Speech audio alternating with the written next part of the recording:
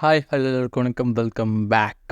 தமிழ் சினிமாவை பொறுத்தவரையும் பார்த்தீங்கன்னா, கேங்ஸ்டர் மூவி எடுக்கிறதுல தரமான சம்பவம் பண்ணுறதுனா தமிழ் சினிமாவில் அடிச்சுக்கவே முடியாது. ஏன்னா இப்போது அப்கமிங் கேங்ஸ்டர் மூவி ஏகப்பட்ட டாப் ஸ்டார்ஸை வச்சு வரப்போகுது. நம்ம உலகநாயகன் சூப்பர் ஸ்டார் அஜித்குமார் ப்ளஸ் நம்ம சூரிய இவங்கெல்லாம் ஒரு கேங்ஸ்டர் மூவி எடுத்தால் அதுவும் ஒரே வருஷத்தில் ரிலீஸ் ஆனால் எப்படி இருக்கும், அந்த மாதிரி தரமான சம்பவம் தான் கோலிவுட்டில் பண்ண போகிறாங்க டேரக்டர்ஸ்.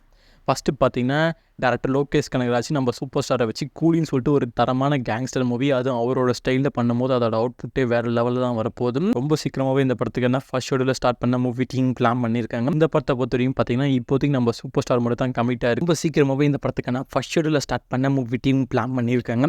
இந்த படத்தோட மியூசிக் டேரக்டர் அனிருத் ஆல்ரெடி இந்த படத்துலேருந்து ஃபர்ஸ்ட் லுக் ப்ளஸ் டைட்டில் அனௌன்ஸ்மெண்ட்டுக்கான ஒரு சின்ன கேம்ஸ் வீடியோ ரிலீஸ் பண்ணியிருப்பாங்க. அதிலே தாறுமாறு தக்காளி சோறுன்னு பிரித்து மேய்ச்சிருப்பார் டேரக்டர் லோகேஷ் கனகராஜ் ப்ளஸ் அனிருத்துமே. அடுத்து பார்த்தீங்கன்னா, நம்ம உலகநாயகன் கமல்ஹாசன் ப்ளஸ் நம்ம மணிரத்னமோட தங் லைஃப் படத்தை பற்றி தான் பேச போகிறோம்.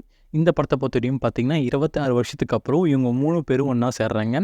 நம்ம உலகநாயகன் மணிரத்னம் நம்ம ஏஆர் ரஹ்மான் சேரும்போது அது அவுட்புட்டே வேறு லெவலில் இருக்கும். ஆல்ரெடி ரிலீஸ் ஆன மணிரத்னமோட நாயகன் படம் வேறு லெவல் லைப்பு. இதுவும் ஒரு கேங்ஸ்டர் மூவி. இந்த படத்தை பொறுத்தவரையும் பார்த்தீங்கன்னா, மல்டி ஸ்டார் மூவியாக தான் எடுக்க நம்ம மணிரத்னம் பிளான் பண்ணியிருக்காரு. இந்த படத்தில் பார்த்தீங்கன்னா, ஆக்டர் சிம்பு, அசோக் செல்வன், நம்ம உலகநாயகன் கமல்ஹாசன் இவங்க எல்லாமே ஒரு இம்பார்ட்டன்ட் ரோலில் ப்ளே பண்ணும்போது அதோட அவுட்புட் கண்டிப்பாக வேறு லெவல் தான் வரப்போகுது. ரொம்ப சீக்கிரமாகவே இந்த படத்துக்கான ஃபுல் ஷெடியூல் முடிக்க மூவி டீம் பிளான் பண்ணியிருக்காங்க. கரண்ட்டாக பார்த்தீங்கன்னா, இந்த படத்தில் சிம்புக்கான போர்ஷனை ஷூட் பண்ணிட்டு இருக்காங்க பாண்டிச்சேரியில். அடுத்து பார்த்தீங்கன்னா, நம்ம தலையோட குட் பேட் அக்லி இந்த படத்தை பொறுத்தவரையும் பார்த்தீங்கன்னா, நம்ம தலையோட தீவிரமான ஃபேன் அதிக் ரவிச்சந்திரன் தான் டைரக்ஷன் பண்ண போகிறாரு. இந்த படத்தை பொறுத்தவரையும் பார்த்தீங்கன்னா, கரண்ட்டாக second schedule next week start பண்ண மூவி டீம் பிளான் பண்ணியிருக்காங்க. இந்த படத்தோட மியூசிக் டேரக்டர் பொறுத்தவரையும் பார்த்தீங்கன்னா, நம்ம தேவிஸ்ரீ பிஷான் இந்த படத்துக்கு மியூசிக் போடுறாங்க. அஃபிஷியலாக இந்த படத்துக்கான அனௌன்ஸ்மெண்ட் எல்லாமே வந்தாச்சு. ரொம்ப சீக்கிரமாகவே கேஸ்டன்னு ரொம்ப சீக்கிரமாகவே ரிவீல் பண்ண போகிறாங்க.